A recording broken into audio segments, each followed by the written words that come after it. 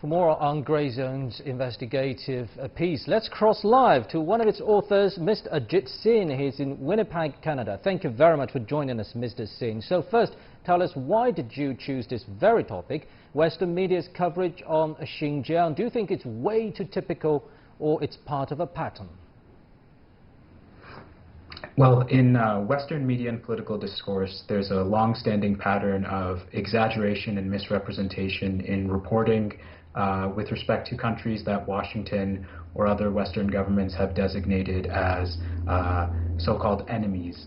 Of course, most people are familiar with infamous examples such as the weapons of mass destruction lie, which was propagated as a justification for the U.S. war on Iraq in the early 2000s. But such dishonesty and biases continue, unfortunately, to characterize reporting on countries such as Venezuela, Syria, Iran, Russia, and also China. While mainstream and corporate media outlets tend to accept and amplify the claims of U.S. Political elites on international issues, independent news outlets and journalists such as those at the Grayzone adopt a more critical attitude with respect to claims made by the U.S. government and don't accept them unquestioningly. With respect to China in particular, reporting in the West and political discourse has become increasingly hostile in recent years, and it's coinciding with Washington's new Cold War so-called containment strategy, where they view China's rise as a threat to their place in the global order. This is an incredibly disturbing trend, as it's become incredibly easy and common for media hysteria to be able to be generated related to China. There doesn't seem to be much concern with respect to factual accuracy or thoroughness regarding claims made. The primary concern just seems to be whether it's useful for generating support for Washington's aggressive political agenda. The most glaring example of this today is probably coverage of Xinjiang and Uyghur Muslims, and it's now commonplace for Western politicians and major media outlets to liken China to Nazi Germany and suggest that China's conducting a Holocaust against Uyghur Muslims. These are incredibly damning accusations, and we at the Grayzone feel that it's important to examine the basis of these claims before running with them. So, Mr. Singh, let's talk about this particular organization at the forefront of this disturbing trend you just described, the network of China human rights defenders. We know that one of its major sponsors is the National Endowment for Democracy. What's your study into this kind of link? So the Network of Chinese Human Rights Defenders is a Washington, D.C. based NGO with a strong pro-United States and strong anti-China bias. They also have likened China to Nazi Germany in the past. It was a report by the Network of Chinese Human Rights Defenders that first popularized the millions detained figure with respect to Uyghur Muslims in Xinjiang in a 2018 report to the UN Committee on the Elimination of Racial Discrimination. This has often been misrepresented in the West as a UN-authored report because it was cited by a U.S. member of that panel. It was not authored by the UN or a UN body. In this report, the Network of Chinese Human Rights Defenders estimates that 1 to 3 million Uyghur Muslims are in re-education detention camps or re-education day programs. And according to the CHRD, this is based on interviews and limited data. When one looks at the actual study behind their claims that they published, it's in fact based on interviews with 8 anonymous Uyghur individuals living in villages in Xinjiang. And it's based on this absurdly small sample of research that they've extrapolated their estimate across the region as a whole. And this figure has been accepted without any scrutiny by major Western media outlets and politicians. This is a bit troubling when you consider the biases and funding ties that CHRD, the Chinese Human Rights Defenders, have to the U.S. government, particularly from the National Endowment for Democracy, which was founded in 1983 by then-President Ronald Reagan. And it basically operates as an international soft power arm of the U.S. government promoting its U.S. foreign policy agenda.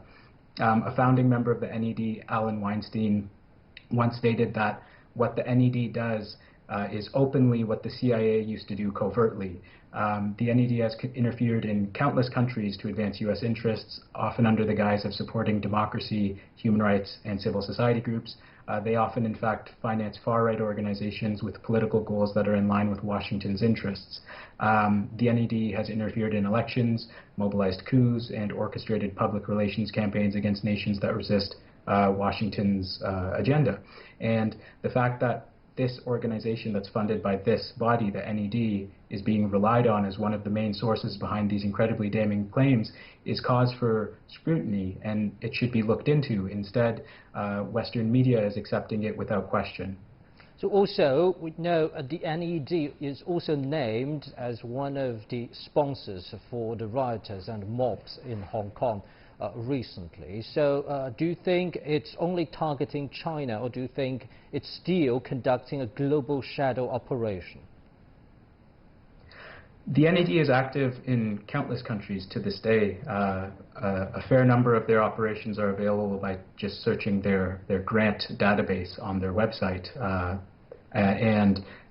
They're active in Hong Kong, funding a number of civil society or human rights or quote-unquote pro-democracy groups.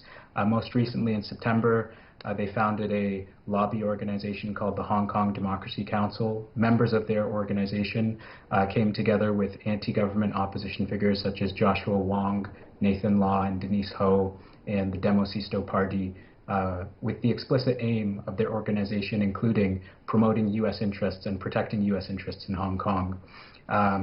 They are also very active in Xinjiang, funding a number of anti-China Uyghur organizations, including the World Uyghur Congress, Uyghur American Association, and Uyghur Human Rights Project, and training activists to conduct media advocacy and campaign strategies.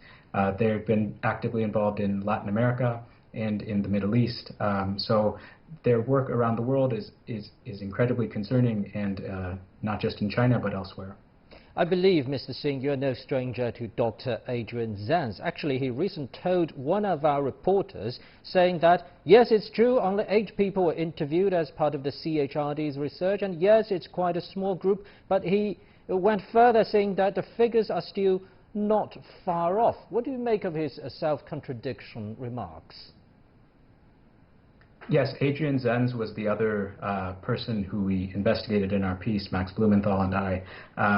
Unfortunately, instead of responding to any of our criticisms, Adrian Zenz has chosen to block anyone who chooses to engage in discussion with him online. Adrian Zenz, similar to the Chinese Human Rights Defenders Network, relies on extremely shoddy methodologies and sources to make his large incendiary claims with respect to China. The size of his claims has vaulted him to a sort of media celebrity, being quoted throughout the press. In fact, his work is extremely biased. He relies on what he admits is speculation and unverified media reports by extremist and biased Uyghur organizations. And he seems to be doubling down on this rather than respond to some of the, I think, legitimate criticisms that he's raised. He continues to rely on speculation and not really provide any evidence to provide concreteness to his claims. Thank you very much, Mr. Ajit Singh, with the Grayzone in Winnipeg, Canada.